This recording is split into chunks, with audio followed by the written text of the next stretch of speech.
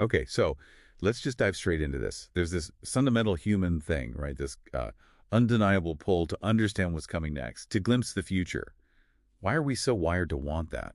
Well, I think it taps into a really deep need for, meaning and maybe some control in a world that often feels, well, pretty unpredictable. Yeah. We look for patterns, we look for signals, basically anything that might give us a sense of certainty or maybe just satisfy our curiosity about how the story unfolds. And for so many of us, that quest plays out in the stories we consume, right? Media, especially science fiction, becomes this incredible space for imagining what could be. Totally. It's like a playground for possibilities, as one of your sources put it. Or almost our modern evolutionary mythology for the future. Exactly. It lets us test drive different scenarios, the hopeful ones, the terrifying ones, all without actually having to live through them.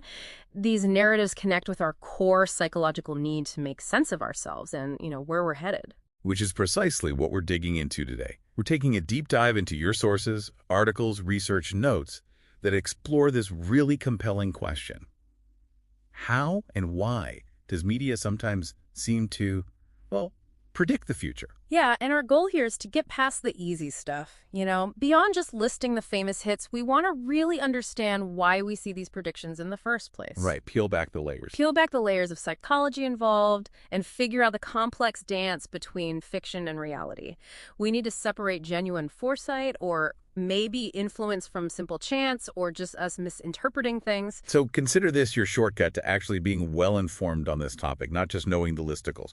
We're going to try and get to the core insights. Okay, so building on that idea, why are we so compelled to look for prophecy in stories in the first place? Well, it circles back to that fundamental human need for meaning, but like extending that into the future. When we see something from a story pop up in reality, it just feels significant. It does. People immediately call it uncanny prediction. And that feeling is incredibly powerful, isn't it? And that feeling is key, but your sources make it really clear. It's almost never just a simple case of fiction directly foretelling life.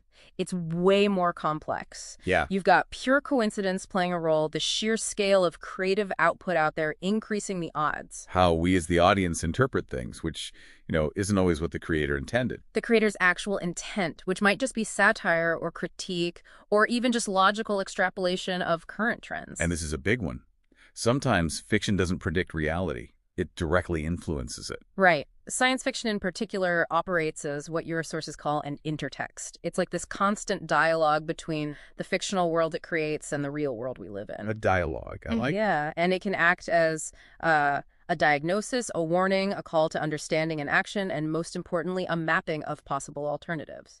It's almost like this modern form of augury, isn't it? Like trying to read signs in a digital age, maybe a quest for certainty that probably feels even more urgent now with how fast everything seems to change. And sci-fi has this unique power to create total person immersion, building a kind of future consciousness that can make those apparent predictions feel incredibly potent, like echoes of something you've already encountered almost. But, as your notes highlight, popular conversations usually just focus on the hits, right? Yeah. They miss all this underlying complexity. Exactly. This deep dive is specifically designed to look beyond that simple scorekeeping. Okay, so let's do that. Let's look at some concrete examples highlighted in your source material. These cases really show the different ways these apparent predictions manifest across the spectrum. Okay, first up, maybe the most talked about oracle of our time, The Simpsons. Ah, yes, the Oracle of Springfield. The belief is widespread, and your sources list some really specific examples that fuel it. Hard to ignore sometimes. It's like depicting Donald Trump's presidency way back in a 2000 episode.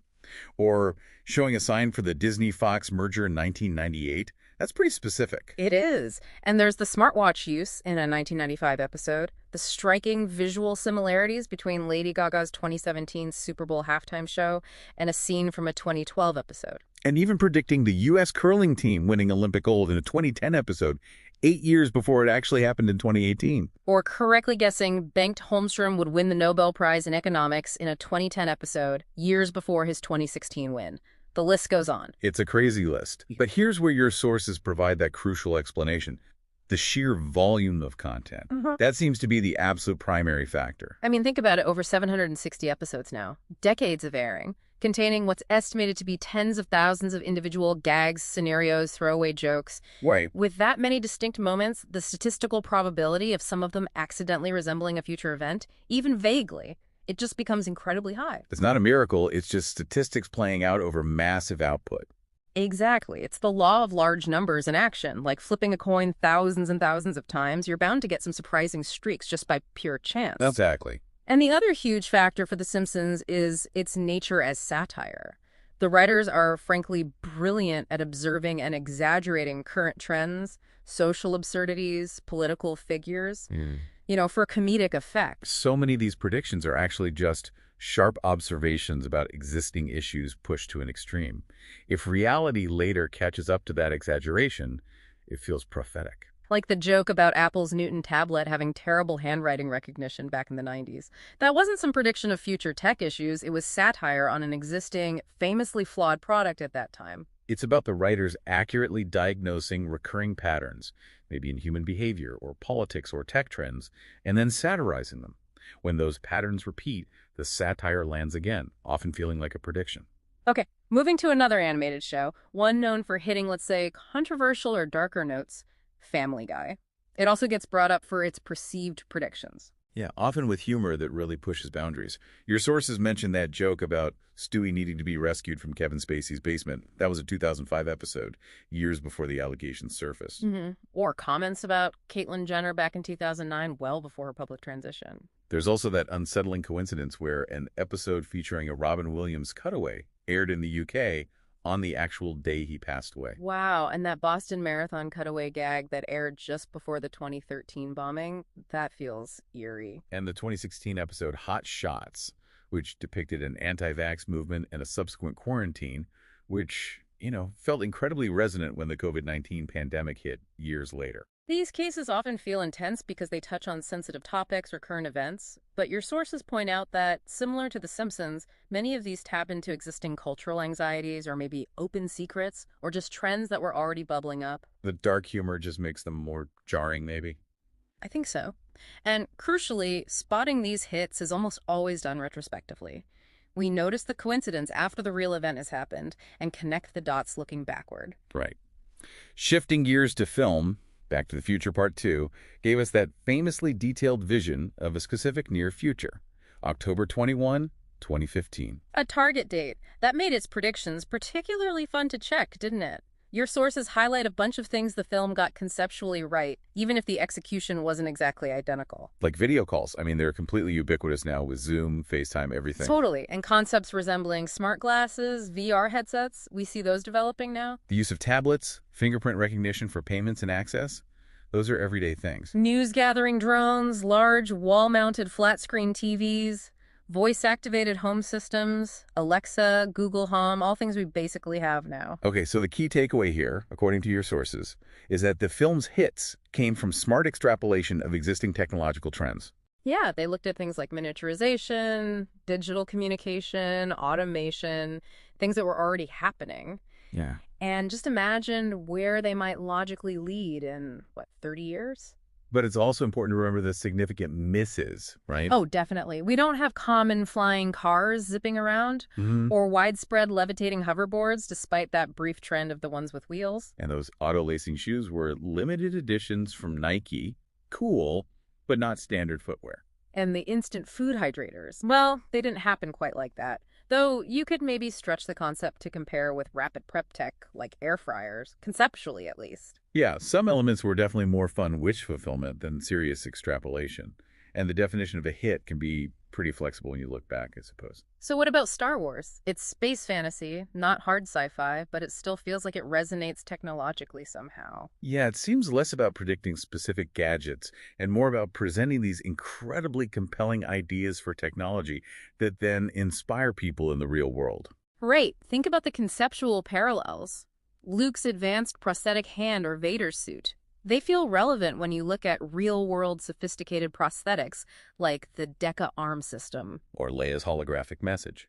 That resonates with ongoing research into 3D holographic communication. And the droids. C-3PO and R2-D2, they kind of embody our long-held aspirations for robotics and AI companions. Probe droids and training remotes certainly bring modern drone technology to mind. Even concepts like blasters and tractor beams have rough parallels in, say, directed energy weapons research or sound and light manipulation research. The armor. You mentioned companies making AR-500 ballistic armor designed to look like Boba Fett's. That's amazing. Yeah, so Star Wars provided these iconic cultural touchstones and visions of what technology could potentially enable that motivated real-world engineers and scientists. It's inspiration much more than prediction. Okay, let's go back even further. Cinema's been visualizing the future for a long time.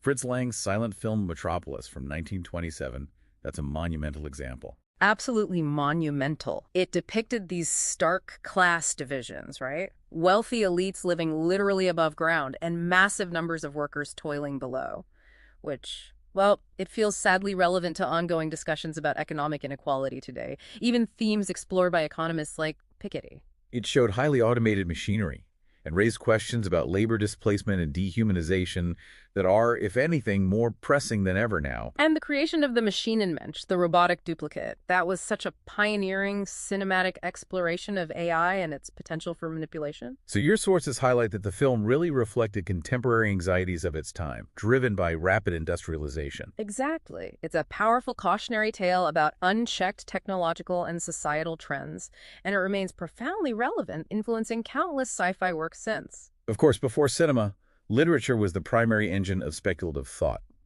Your sources mention several key literary oracles. Gotta start with Jules Verne, the classic. From the Earth to the Moon described a space launch from Florida, the specific number of crew members, the experience of weightlessness. Details that turned out to be strikingly accurate to the Apollo missions launching from Cape Canaveral decades later. And his electric submarine Nautilus in 20,000 leagues under the sea was so far beyond any submarine tech of the time, it really foreshadowed 20th century features. So that's a great example of scientific extrapolation, taking known principles and imagining their future application. And maybe inspiration for later inventors too. Could be. Then there's H.G. Wells, another visionary who really observed his time. The World Set Free envisioned atomic bombs and their moral implications, and apparently influenced physicist Leo Szilard. The land ironclads described what were essentially tanks. Men, like gods, depicted a kind of wireless messaging that sounds a lot like modern email or voicemail. Wells was just such a keen observer of the science and social dynamics of his era. He was brilliant at extrapolating the potential consequences of those trends. His predictive power came from that insightful "what if this continues" approach, rather than just guessing. E.M. Forster's 1909 novella, The Machine Stops. That feels incredibly prescient today, depicting a world of social isolation, total dependence on technology, communication solely through screens. It's an eerie parallel to the internet age and video calls, isn't it? That was a critical extrapolation of the potential downsides of technological dependence. Then Yevgeny Zamyatin's. We explored totalitarian state control, influencing so many later dystopian works. And Aldous Huxley's Brave New World, delving into control not just through force, but through pleasure, consumerism, genetic engineering for social stratification, mood-altering drugs like Somer. Which certainly resonates with modern discussions around biotech, entertainment culture, pharmaceuticals. Yeah. That was powerful extrapolation of societal trends, eugenics ideas of the time, and pharmacology. Can't forget George Orwell's 1984. It gave us enduring metaphors like Big Brother for mass surveillance, newspeak, and doublethink for truth manipulation, the concept of perpetual war. Still so relevant. Ray Bradbury's Fahrenheit 451 warned about censorship, intellectual decline, superficial entertainment, and described seashells, which sound exactly like modern earbuds. Looking at later authors, Isaac Asimov envisioned vast information networks accessed by computers, basically anticipating the internet. Arthur C. Clarke famously published an article proposing geostationary satellites way back in 1945. Incredible foresight. And William Gibson's 1984 novel Neuromancer. It wasn't just a story. It coined the term cyberspace. It shaped how we collectively imagine digital networks and hacking, massively influencing the development and cultural understanding of the internet and VR. Neil Stephenson's Snow Crash did something similar with the metaverse concept and even touched on early crypto themes. So these authors weren't just guessing. They were taking early technological and social signals and building these complex, plausible worlds around them. It's visionary conceptualization and extrapolation. Yeah, the key takeaway from all these literary examples, as your sources underline, is that their perceived accuracy often comes from a deep, critical engagement with the present, and then extrapolating those trends into the future. And just like with film and TV, recognizing a hit is often a retrospective act. We connect the dots looking backwards. It's fascinating how your source material organizes this, even including a table that links these specific media examples to real-world events and clearly identifies the primary factor at play for each one: satire, extrapolation, inspiration, statistical likelihood. Seeing that laid out really drives home that it's never a single simple answer, is it? Not at all. But okay, we've been talking a lot about the media itself. Now let's turn the focus onto us, the audience. Because beyond the content, our minds play a massive role in perceiving these things as predictions. This is where cognitive biases come in. Your sources dive into several. First up, confirmation bias. Right. This is our natural tendency to notice, favor, and remember information that confirms beliefs we already hold. So if you believe The Simpsons is predictive... You'll actively seek out and immediately spot the hits that match this belief. Exactly. And you'll subconsciously overlook or forget the thousands upon thousands of gags that didn't predict anything. It's a self-reinforcing loop. Yeah. The more you look for hits, the more you find, the more convinced you become. It's a big part of why misinformation spreads, too, right? If it confirms what you already suspect, you're less likely to question it. Precisely. Then there's hindsight bias, often called the I knew it all along effect. Well, yeah. Once a real event occurs, a political outcome, a technological leap, we look back at old media and reinterpret vague scenes or lines as clear, obvious predictions, even if they were totally ambiguous at the time. The original context or the sheer number of things that didn't happen just fades away in retrospect. It seems so clear now. Then there's apophenia, seeing meaningful patterns in random or unstructured data. Finding connections where there aren't any. Pretty much. This is when people might find complex future scenarios or hidden messages in things the creators never intended, like random background details or abstract visuals. Our brains are wired to find patterns, sometimes maybe too well. And a specific type of that is pareidolia, where you see familiar shapes like faces in clouds. Exactly. Or, in this context, maybe interpreting a generic drawing of a pointy building in a cartoon skyline as a specific future skyscraper, like London's Shard or something. Illusory correlation. Yeah. That's perceiving a relationship between two things when there isn't one, or it's much weaker than you think. Yeah. Like linking a fictional crisis that's broadly similar to a real-world crisis and believing one predicted the other, even if, crises are unfortunately common and the fictional one was pretty generic. And finally, the frequency illusion, also known as the Bader-Meinhof phenomenon, coupled with selective attention. Right. Once you become aware of one prediction from a particular show, you suddenly start noticing every single article, social media post, or conversation about other predictions from that same show. Which makes it feel like the show is uncannily predictive all the time. Yeah, when you're actually just noticing information that was always there simply because your attention has been primed to look for it now. And what's really powerful, as your sources point out, is how these biases don't act alone. They work together, creating this self-reinforcing cycle. Definitely. You spot one potential hit. Confirmation bias makes you look for more. Hindsight bias makes ambiguity seem clear in retrospect. Frequency illusion makes it seem constant. And suddenly, that media feels like a genuine oracle. And modern media environments, especially social media, they just massively amplify these biases, don't they? Oh, absolutely. Content gets shared rapidly, repeatedly. That repetition itself, familiarity bias, makes things feel more believable. Algorithms push sensational stories because they get clicks. That's availability bias. And context often gets completely stripped away. Plus, there's an emotional factor, isn't there? Why do we want to find these predictions? That's a great question. It can provide a sense of wonder, maybe make us feel like we're in the know, or perhaps offer a comforting sense of order in what feels like a chaotic world. That emotional payoff can make us less critical, more willing to believe. And your source material even includes a table breaking down these cognitive biases, specifically in the context of media predictions, which is incredibly useful for understanding the mental side of this phenomenon. Yeah, it helps to see it laid out like that. Okay, so we've looked at the psychological perception and the case studies. Let's shift gears and talk about the fundamental factors within media creation and its impact, going beyond just psychological interpretation. This brings us back to the law of large numbers, but maybe in a slightly different light. Right. The principle is simple. The more attempts you make, the more likely even improbable outcomes become. As we mentioned with The Simpsons, with over 760 episodes and tens of thousands of individual creative moments. The statistical probability of coincidental resemblance to future events just becomes high simply because of the immense volume of possibilities created. It's Right. not about divining the future, it's about casting an extremely wide net of jokes and scenarios. And it's also about the large number of ways an audience can interpret those moments, right? Yeah. More content, more interpretations, more potential for a perceived match down the line. Exactly. Then there's the power of satire as a kind of social X-ray. We touched on this, but it's worth emphasizing. It works by taking existing flaws, trends, absurdities in society or politics, and exaggerating them for comedic or critical effect. The writers observe the present keenly and push those observations to their logical or sometimes illogical extremes. If society or political events actually continue down that path, The satire ends up looking incredibly prophetic. Reality, in a sense, catches up to the show's exaggerated critique of persistent human or societal patterns. so the power isn't really in predicting a specific unique event out of the blue, but in accurately diagnosing these deep recurring patterns that then play out again in the future. And this leads to perhaps the most powerful non-psychological factor, the self-fulfilling idea, where fiction inspires innovation. Yes, this is when media doesn't just predict reality, it actively helps to create it. This is huge and often overlooked, I think.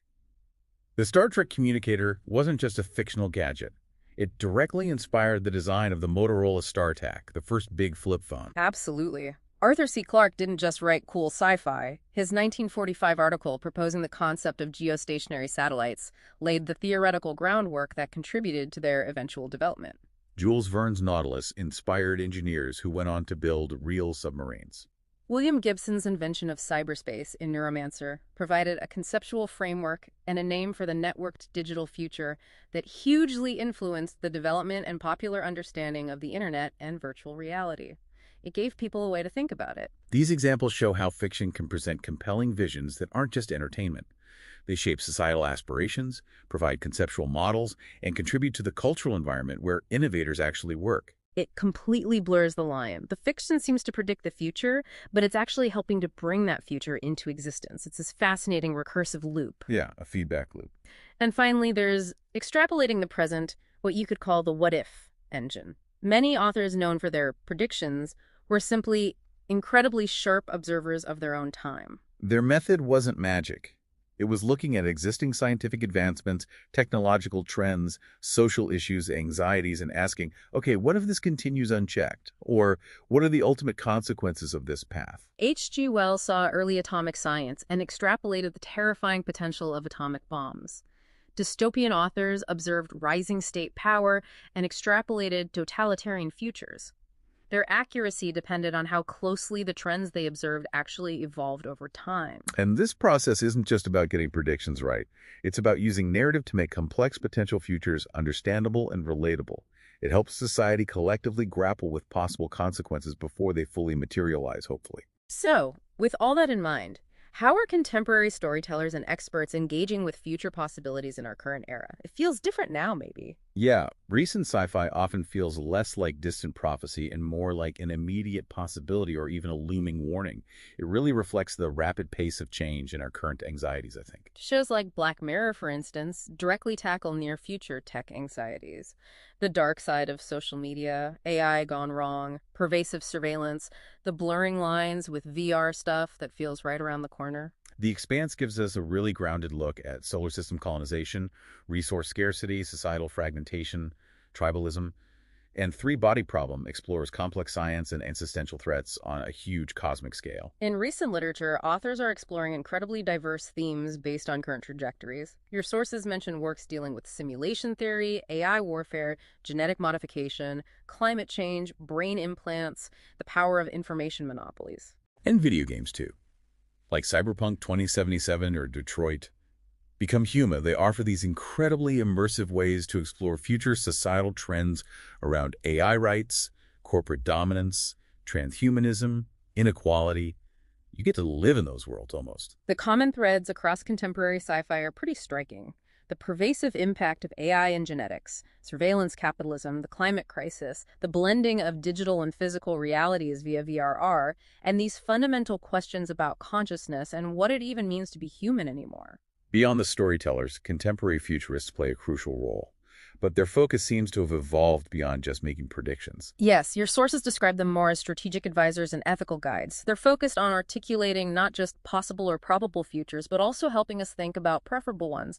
What do we want the future to look like? Figures mentioned include Mark van Ramenam on the ethics of AI, blockchain, the metaverse, Sohail Inayatullah on foresight methods and sustainability, Gihan Pereira on AI's impact on the future of work, Rohit Talwar on disruptive tech and global challenges, Dr. Michio Kaku on the physics of the future mind, Ray Kurzweil famously on AI and the singularity, Tracy Follows on the future of identity, and Kevin Kelly on key digital trends like digitization, AI, automation. Their analysis often mirrors those themes in contemporary sci-fi, doesn't it? Centering on AI, digitization, automation, the metaverse, sustainability, and importantly, the ethical considerations surrounding all this new technology. And a really fascinating development your sources point to is the rise of useful fiction or fiction intelligence. Right. Organizations, even military branches, are now actively hiring sci-fi authors to help them brainstorm potential threats and think through complex future scenarios to inform strategy. That's a powerful convergence, isn't it? Using the imaginative power of speculative fiction for practical foresight, it shows a real recognition of its value beyond entertainment. So as we bring this deep dive to a close, it's really clear that media predictions aren't simple cases of foresight at all. Not really, no. We've seen it's this complex brew involving statistical probability and the law of large numbers. Our own psychological biases that make us perceive patterns, sometimes where none exist. Satire that acutely critiques the present, which sometimes just happens to stay relevant. Creative extrapolation of existing trends, just thinking, what if? And that incredibly powerful inspirational influence, where fiction actually helps create the future it imagines, that feedback loop. The true value of speculative fiction, then, is far richer than just keeping score of predictions. Absolutely. Its power lies in exploring possibilities, stimulating critical thinking, offering warnings and inspiration, framing crucial ethical debates, and helping us collectively process rapid change. It's a kind of cultural wallpaper, as one source said, a crucial intertext that makes potential futures accessible and debatable. And understanding this interplay is more important than ever in uncertain times like these. Engaging with future visions in media should be an exercise in critical appreciation, not treating it like a crystal ball. Yeah, figuring out the mix of chance, psychology, observation, and influence helps us discern the real signals from just noise. Hopefully this deep dive gives you a much richer perspective the next time you see an old Simpsons clip pop up or read a new sci-fi novel and think, wow, did they predict that? There's usually more to it. And thinking about that idea of useful fiction, how speculative stories can be deliberately used to explore future challenges. If you think about this, what future trend or problem are you grappling with, personally or professionally? Could you imagine writing or just thinking through a short fictional scenario about it to help you better understand its potential consequences? Might be an interesting exercise. That's a great prompt. And remember, your source material included a curated list of media and nonfiction resources. That's a fantastic place to continue this exploration if you want to dive even deeper into any of these ideas.